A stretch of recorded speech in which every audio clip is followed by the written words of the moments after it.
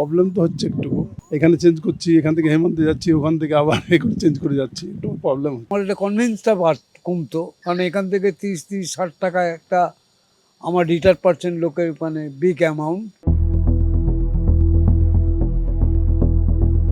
কলকাতার নীল মেট্রোপথ, কবি Subhash metro station অনির্দিষ্টকালের জন্য বন্ধ হওয়ায় যাত্রীদেরই নাকানি চোবানি খেতে হচ্ছে।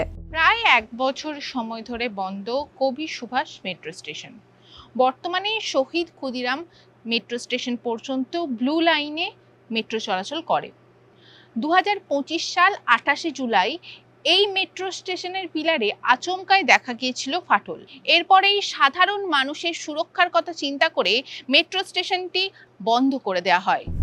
কবি সুভাষ মেট্রো স্টেশন শুরু হয় 2010 সালে। তৎকালীন রেলমন্ত্রী মমতা বন্দ্যোপাধ্যায়ের হাত ধরেই উদ্বোধন হয় মেট্রো স্টেশনে। 2026-এর মে মাসে কবি সুভাষ স্টেশনের আপ প্ল্যাটফর্ম ভাঙার কাজ শুরু হয়। আগেই স্টেশনের ছাউনি ভেঙে ফেলা হয়। নতুন নির্মাণে দুটি প্ল্যাটফর্মকে জুড়ে আর ছাউনি তৈরি করা হবে না বলেই মেট্রো সূত্রের খবর। যদিও এ মাসের মধ্যেই প্ল্যাটফর্ম ভাঙার কাজ সম্পূর্ণ করার লক্ষ্য থাকলেও এখনো পর্যন্ত অর্ধেক কাজ হয়েছে। ভাঙা অংশ সরাতে নিউ গড়িয়া স্টেশনের একটি অতিরিক্ত রেল লাইনের অংশ বুজিয়ে পথ তৈরি করা হয়েছে। প্ল্যাটফর্মের ভিত পর্যন্ত ভেঙে পরিষ্কার করতে হচ্ছে। প্ল্যাটফর্মের নিচের দিকে থাকা বুকিং কাউন্টার, স্টেশন সুপারের ঘরও সেই সঙ্গে ভেঙে ফেলা হচ্ছে। খুলে রাখা হয়েছে জোড়া এসকেলেটরও। মেট্রো স্টেশন এবং রেল স্টেশনের সংযুক্ত অংশের সাবওয়ের ছাদও ভাঙা হচ্ছে। সংস্কারের কাজ চলছে, কিন্তু সাধারণ মানুষ যারা এই মেট্রো স্টেশনটির উপরে নির্ভরশীল, তারা কতটা সমস্যার মুখোমুখি হচ্ছেন? দেখুন, আমরা যারা ডেইলি অফিসের জন্য এই অঞ্চলটায় আসি, তাদের যেটা মনে হয় সেটা হচ্ছে যে এই মেট্রোটা হলে পর যে আগে থেকে যে কমিউনিকেশন ছিল সেই কমিউনিকেশনটা ইজি হবে এবং আমরা খুব টাইমে আসতে পারবো। লাস্ট স্টেশন যেটা এখানে হয় কবি সুভাষ, সেটা আমাদের গড়িয়া ঢালাই ব্রিজ এখান থেকে অনেকটাই দূর। তো ওখান থেকে আবার অটো টটো করে যারা এইদিকে থাকে তাদের আসতে হয়। এটা জানি না এখনো কি প্রোগ্রেস আছে না আছে। মেট্রোটা চালু হোক, যত তাড়াতাড়ি চালু হবে ততই আমাদের সবার জন্যই ভালো হবে।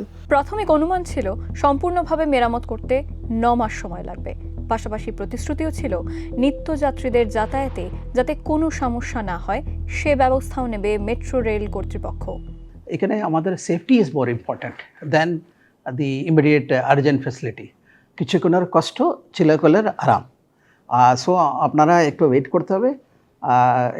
ডিসমেন্টেল হওয়ার পরে আগে ভাবলাম আমরা রিপেয়ারিং করব, কিন্তু এখন রিপেয়ারিং করে management is not good, so we are rebuilding it. এই জন্য এটা March 27 আগে আমাদের difficult to do it. It is our optimistic target is March 27। যাত্রীদের পাশাপাশি ধাক্কা খেয়েছে স্থানীয় অর্থনীতিও।